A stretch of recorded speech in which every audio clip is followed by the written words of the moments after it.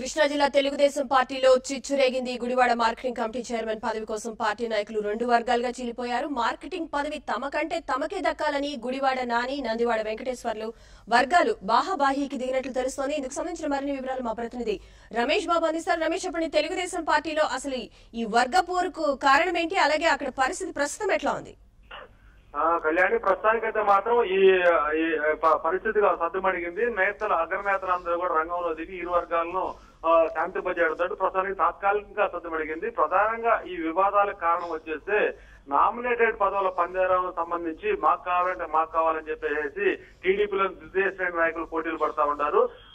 రాష్ట్రంలోని అన్ని మార్కెట్ కమిటీలకు త్వరలో కొత్త కార్యవర్గాన్ని నియమిస్తామని చెప్పిన నేపథ్యంలో ఈ రోజు గుడివాడలో టీడీపీ ద్వితీయ శ్రేణి నాయకులు సమావేశం ఏర్పాటు చేస్తున్నారు. ఈ సమావేశంలో నందివాడకు చెందిన వెంకటేశ్వరరావు, అదేవిధంగా గుడివాడ రూరల్ ప్రాంతానికి చెందిన నాని టీడీపీ నేతల టీడీపీ ఇరు వర్గాలు కూడా ఆ పదవి మాకు కావాలని చెప్పేసి అనడంతో వివాదం ప్రారంభమైంది. ఈ వివాదం చిలికి గాలివారిగా మరి ఇరు వర్గాలు బాహాబాహికి తలపడే పరిస్థితి వెళ్ళింది. ఒక దశలో పార్టీ కార్యాలయాలను కుర్చీలతోటి ఇరు వర్గాలు కూడా దాడి చేసుకోవడం జరిగింది. అయితే సమాచారం అనుకున్న గుడివాడ టీడీపీ ఇన్ఛార్జి రావి వెంకటేశ్వరరావు వచ్చి పార్టీ కార్యాలయంలోకి వచ్చి ఇరు వర్గాలకు సర్ది చెప్పేసేసి ఎవరు ఘర్షణ పడవద్దు, పదవులు ఎవరికి దక్కాలనేది అధిష్టానం నిర్ణయిస్తుందని చెప్పేసి ఇరు వర్గాలు శాంతింపజేసి అక్కడి నుంచి వెళ్లిపోవడం జరిగింది. అయితే రావి వెంకటేశ్వరరావు వెళ్లిపోయిన మరి కొద్దిసేపటికే మళ్ళీ తిరిగి రెండు వర్గాలు కూడా మళ్ళీ రెండోసారి బాగా తలపడ్డాయి.